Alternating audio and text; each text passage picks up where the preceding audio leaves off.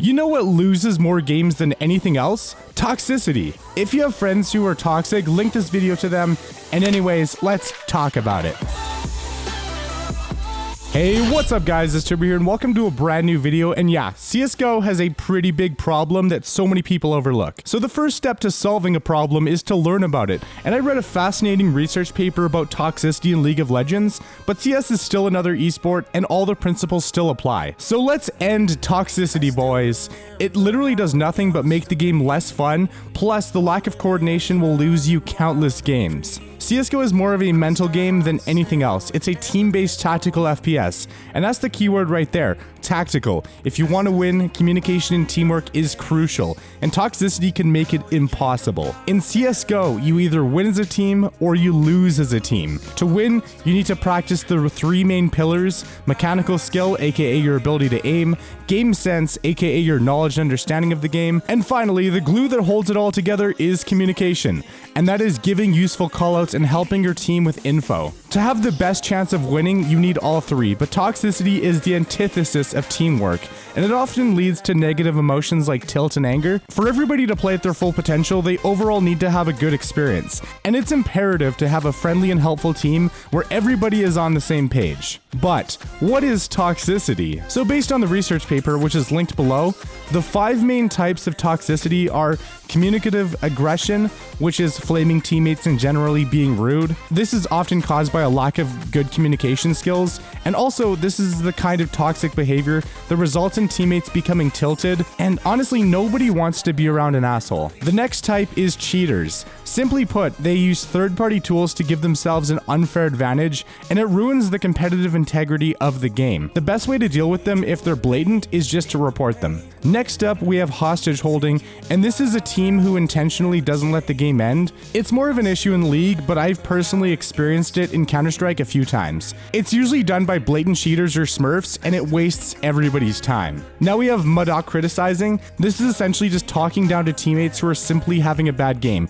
It really doesn't help anybody, it just tilts the victim, which ends up making them play worse, which makes it even harder to get the W. Instead of flaming, just help them out. Give them some advice, suggest a safer, more passive spot, or they could be crucial in getting info without running out in the open. And finally, sabotaging. This is one of the most annoying ones, and this is where teammates intentionally make terrible plays to make the team lose. Also, they can give info to the other team in text chat. The best way to combat this is to reason with them and help them understand that if the team works together, the win is possible. Don't antagonize them because it'll cause them to become defensive and possibly escalate things further. Just be the bigger person and make sure the team is on the same page. Simple as that. If they continue, just report them for griefing. Alright, so those are the main characteristics of toxic players. Next, let's get into the reasons of what actually causes toxicity. So first off, we have competitiveness. And obviously, CSGO is a very competitive game, but having a bad attitude definitely doesn't help. Calling teammates bad is counterproductive, and if you actually want to get the win, you need to communicate effectively with your team and keep morale high. If you make them feel bad, they will play bad, which paradoxically makes it even harder to win. Next up is in-team conflict, and this is when an argument starts that never gets resolved. Overall, it brings the entire team's morale down. If you're a team working towards a similar goal, fighting only gets in the way. The best way to deal with this is to settle the argument and find common ground. Like, that's the quickest way to get your team back in the game. And next up, we have perceived loss, and essentially this is when a few people think the game is just impossible to win, so they just give up. This causes another paradox where it actually makes the game unwinnable. To solve this, you need to take the initiative to get your team hyped up again so you can actually have a chance to win. If nobody else takes the IGL role, you can always step up, take it, and lead your team to a potential victory. Now we have powerlessness. This is simply the idea that the other team is way better than you, and you have no chance to win. But you just have to believe in your own abilities and just think rationally. Like, you can't win every game obviously, but if you put in your best effort in every match, over time you'll learn so much and get way better. Also, if you have a teammate who is new to the game, instead of just thinking the game is over, try to make an effort to mentor them and give them some advice to help them improve. Doing this can greatly increase your team's chances of winning. And finally, we have the toxic culture. And this is the mindset that toxicity is so ingrained in the game, so you might as well just embrace it.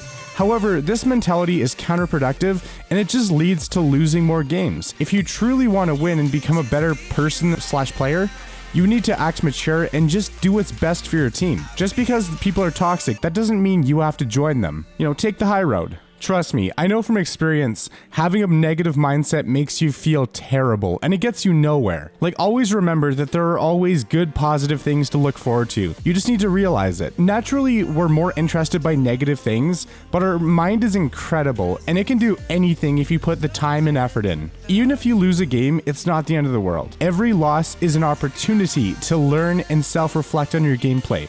Watch the demo and learn your weaknesses, and then work on them until you're proficient. And if you keep at it, eventually your skill will skyrocket. And guys, finally, we're in the last section of the video, how to actually deal with toxicity. It starts with self-awareness.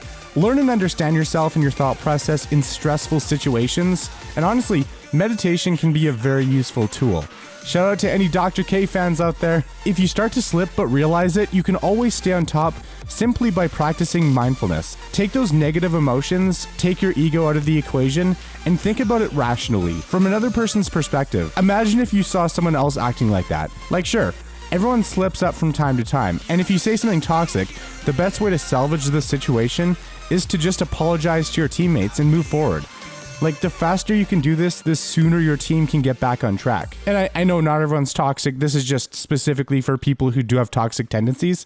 But anyways though, next up, sometimes toxicity doesn't start at the beginning of a game. It slowly ramps up over time as players start to have disagreements. And the longer it goes, the more it escalates. The best way to solve it is to remind everyone that, guys, we are a team. Our main goal is to win. Fighting over stupid things isn't going to help us achieve our shared goal. Let's put our differences aside and be the best damn team we can be and get the dub! Hey! Sure, this won't work in every situation, but if it does, then it was totally worth it. And probably most importantly, never fight toxicity with toxicity. It's like trying to put out a fire with a flamethrower. It'll just make things worse. Instead, just be friendly and respectful. If they continue to show a toxic attitude, then just mute them. But first, you should at least try to make an effort to get them back on track, because it's in everyone's best interest. But basically, toxicity loses more games than any other individual factor, mainly because teamwork is such an important aspect of the game. Sure, you can have one toxic player carry the team, but if your team has chemistry, it will 100% increase your chances to win greatly. It's like trying to build a shed without a drill or a hammer. Or screws or anything. It might stay up for a short amount of time, but eventually the lack of reinforcement will cause it to collapse. So it's like a house of cards. Teamwork is the foundation for any good team. On top of that too, toxicity also leads to tilt, which makes teammates play worse. And at the end of the day, CSGO is just a game. The main point is to have fun, meet new people, develop your skills, and just overall grow as a person every day. So moral of the story, don't be toxic, discourage toxicity, and just be the best teammate you can be every game. A positive attitude goes a long way. For me, I've battled depression and anxiety, and I've had to deal with so many negative emotions over the years, but over time I kind of realized that there's so many good things in life to look forward to. It's a process that takes a while, of course, but putting in the effort is the first step to get to a better place. Anyways, guys, if you enjoyed the video, drop a like, comment your thoughts, and subscribe with the bell icon rung. And feel free to share the video with your friends who are toxic, or just share it in general to help spread awareness. Because the best way to deal with toxicity is to stand up to it, educate people on it, and just help people realize that in the end, it's entirely pointless and it only results in negative outcomes. So anyways, guys, thank you so much for watching. I hope you have a great rest of your day. Stay safe. It's Turbo, and I'm out. Peace.